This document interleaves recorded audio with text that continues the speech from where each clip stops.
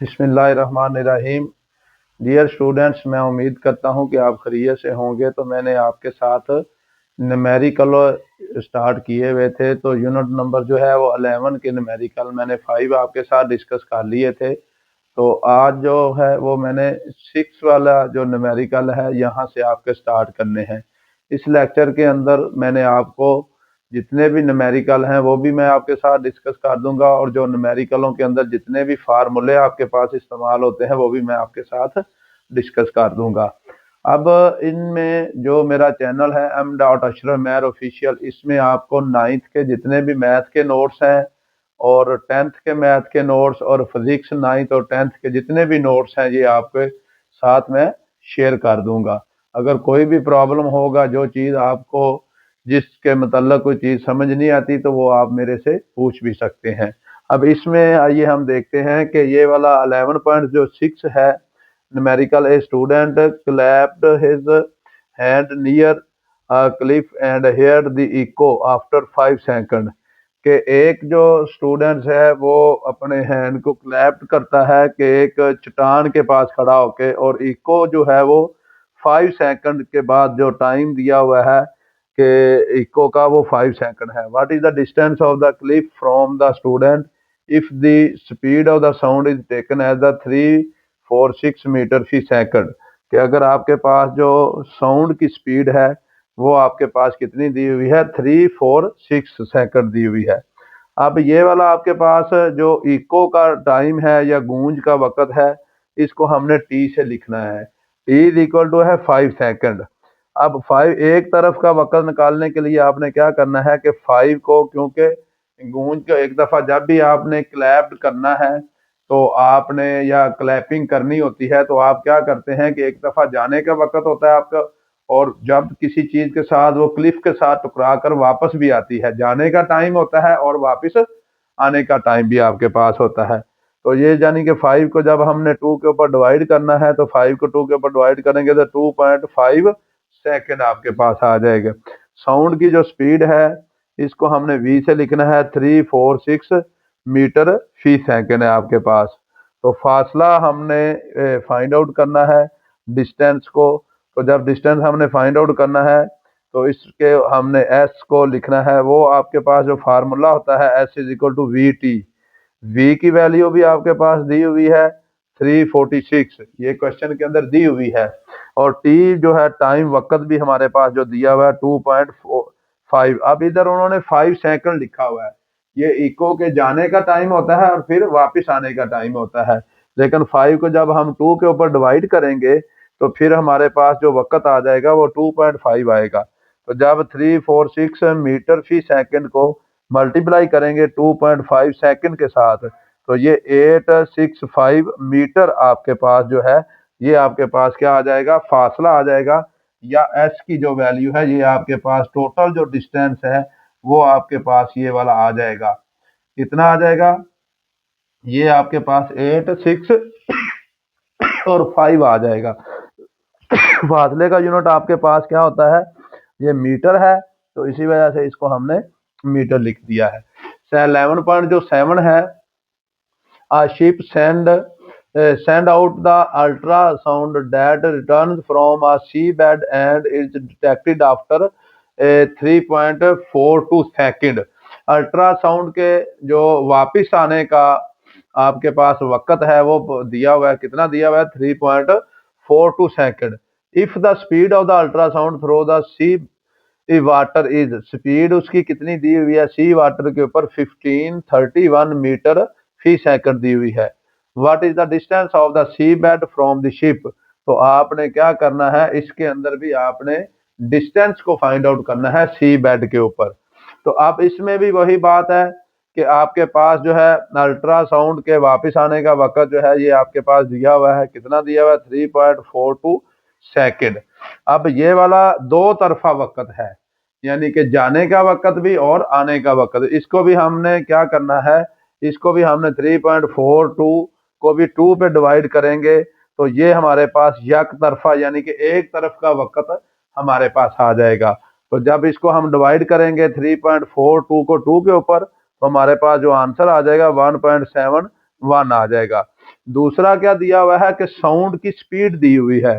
तो साउंड की स्पीड को हमने जब फाइंड आउट करना है तो ये कितनी दी हुई है, 1531 मीटर फी सेकंड दी हुई है। तो फासला आपने फाइंड आउट करना है कि डिस्टेंस सी बेड का शिप से हमने क्या करना है, फासला हमने फाइंड आउट करना है ये वाला। अब फासले को फाइंड आउट करने के लिए S is equal to V multiply by T आपके पास हो जाएगा। v की वैल्यू कितनी दी हुई है, v की वैल्यू आपके पास है 1531 है और t की वैल्यू 1.71 दी हुई है। जब इन दोनों वैल्यू को हम आपस में मल्टीप्लाई करेंगे फिर कैलकुलेटर की मदद से, तो 1531 को 1.71 के साथ, तो ये आपके पास आंसर आ जाएगा 2618 मीटर। क्योंकि फासले का यूनिट आपके पास मीटर होता है तो इसको हमने मीटर के अंदर ये वाला यूनिट आपने हर न्यूमेरिकल के अंदर डियर स्टूडेंट्स लाजमी लिखना होता है, क्योंकि यूनिट का एक नंबर होता है। अगर किसी भी न्यूमेरिकल के अंदर कोई भी मसला आपको आता है तो वो आप मेरे साथ उसको डिस्कस कर सकते हैं। इसी तरह ये 11.8 जो है, the highest frequency of a sound, के साउंड की हाईएस्ट जो ह्यूमन साउंड की फ्रीक्वेंसी है वो दी हुई है 20,000 hertz. What is the wavelength of the sound, sound की हमने क्या करनी है, वेवलेंथ को फाइंड आउट करना है इन द एयर, एयर के अंदर, at this frequency at the temperature of the 20 degree centigrade. What is the wavelength of the lowest sound. अब आपने इसकी जो लोएस्ट साउंड है वही कहना हेयर, ये इतनी दी हुई है, हाईएस्ट साउंड भी दी हुई है इतनी दी हुई है 20,000 और लोएस्ट साउंड 20 हर्ट्ज दी हुई है। Assume the speed of the sound in the air at 20 degree centigrade के ऊपर कितनी दी हुई है, 343 आपके पास जो है ये आपके पास क्या दी हुई है, स्पीड ऑफ साउंड दी हुई है।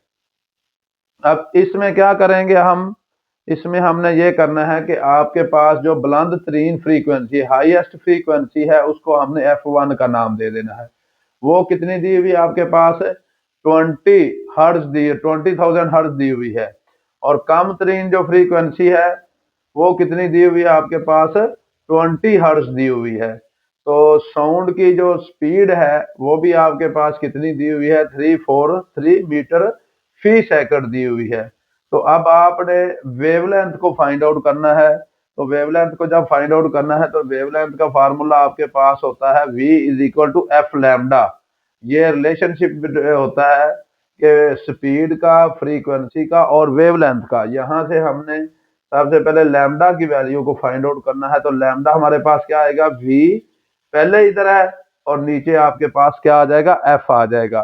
तो v ओवर f आपके पास किसकी वैल्यू आ जाएगी, लैम्डा की वैल्यू आपके पास आ जाएगी। इसमें हमारे पास फार्मूला ये वाला है, क्योंकि हमने पहले हाईएस्ट फ्रीक्वेंसी को फाइंड आउट करना है तो इसी वजह से v is equal to F lambda हो जाएगा। पहले हम f1 की वैल्यू को इस्तेमाल करेंगे, v is equal to F lambda वैसे फार्मूला, लेकिन जब हमने हाईएस्ट फ्रीक्वेंसी लेनी है तो f1 इसके साथ लगा देना है। तो लैम्डा की जो वैल्यू आएगी ये v आ जाएगा और आपके पास f1 हमने ले लिया क्योंकि हाईएस्ट फ्रीक्वेंसी के लिए हमने f1 रखा हुआ है।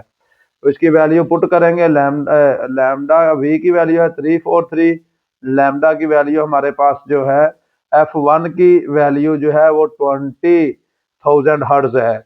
जब 343 को मैं इसके ऊपर डिवाइड करूंगा तो आपके पास जो आंसर आएगा 1.7 मल्टीप्लाई बाय 10 की पावर -2 है। तो ये इसका आपके पास क्या आ जाएगा, आपके पास आंसर आ जाएगा। इसी तरह जो दूसरा है, आपने लोएस्ट फ्रीक्वेंसी लेनी है तो फार्मूला तो वही होता है आपके पास, v is equal to F lambda वाला।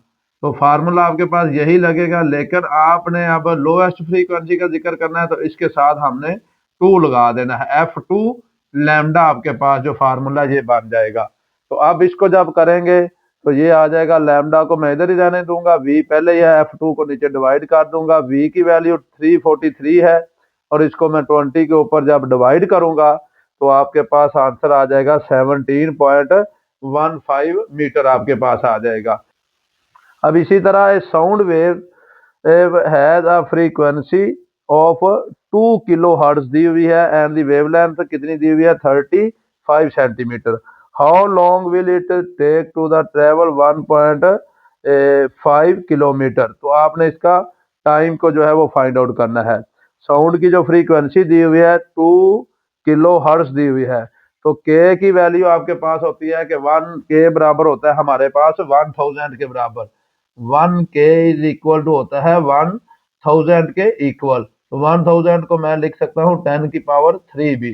तो इसको मैंने लिखा है 2 मल्टीप्लाई बाय 10⁻³ हर्ट्ज में आ जाएगी आपके पास।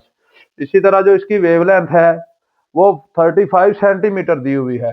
अब 35 सेंटीमीटर को हमने मीटर में कन्वर्ट करने के लिए क्या करना होता है, इसको हमने 35 को क्या करना है 100 के ऊपर डिवाइड करना है। तो इस 100 को भी मैं क्या करूंगा 10⁻² लिख दूंगा। जब 10 मैंने 2 लिखा है, जब इसको मैं ऊपर लेके जाऊंगा तो ये आ जाएगा 10⁻²। यानी कि इसको 35 को भी मीटर में कन्वर्ट करने के लिए तो आपने क्या किया है, मैंने कि 100 पे मैंने डिवाइड किया है। जब 100 पे डिवाइड करूंगा तो 100 को मैंने लिखा 10⁻²। 10⁻² को जब मैं ऊपर लेके जाऊंगा तो ये -2 हो जाएगा। 35 मल्टीप्लाई 10⁻²। तो ये आपके पास मैंने लिखा है 35 सेंटीमीटर है।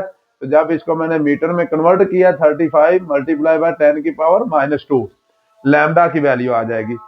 इसी तरह सेम एज इट आपने फासला जो है इज इक्वल टू 1.5 km है, किलोमीटर में है, लेकिन इसको मीटर में लेके आने के लिए 10⁻³ क्योंकि 1 के जो इक्वल होता है ये 1000 के इक्वल है और 10⁻³ हम इसको लिखेंगे तो ये 10⁻³ मीटर में आ जाएगा। आगे हमने फाइंड आउट क्या करना है, वक्त को फाइंड आउट करना है।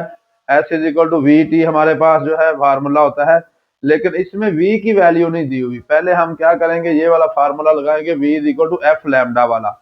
तो ये F की वैल्यू मैंने पुट की है 2 मल्टीप्लाई बाय 10⁻³ और उसके बाद ये मैंने 35 मल्टीप्लाई बाय आपके पास क्या आ जाएगा 10⁻²। या इसको हम लैम्डा को ऐसे लिख सकते हैं, तो या इसको मैं इसको ऐसे भी लिख सकता हूँ, लैम्डा की ये भी लिख सकता हूँ, नीचे वाली वैल्यू 0.35 भी लिख सकता हूँ इधर।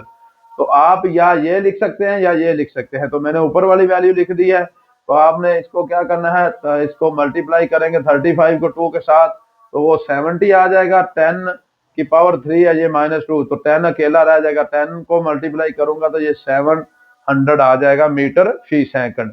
तो S इज इक्वल टू आपके पास क्या आ जाएगा VT है। T की वैल्यू जब निकालेंगे S पहले ही है, V नीचे आ जाएगा।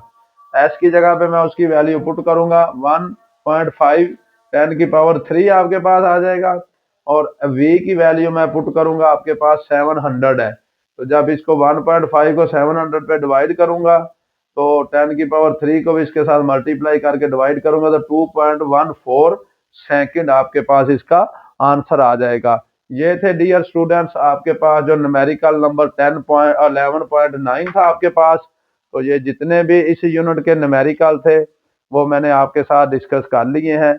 अगर इन न्यूमेरिकलों के अंदर कोई भी आपको प्रॉब्लम आती है या कोई मसला आता है तो आप वो मेरे साथ डिस्कस कर सकते हैं। तो एट दी इसको अच्छे तरीके से आपने देख लेना है। अगर कोई भी मसला है तो आप m.ashraf ऑफिशियल वाला जो मेरा चैनल है उस पे जाके आप इसको जो है वो मुझे कमेंट करें, या उधर ही मेरा व्हाट्सएप नंबर दिया हुआ है आप उस पे जाके जो है वो मुझे आप शेयर करें, ताकि कोई भी जो भी आपका प्रॉब्लम है वो साथ साथ सोल्व होता जाए। ओके बेटे, अल्लाह हाफिज।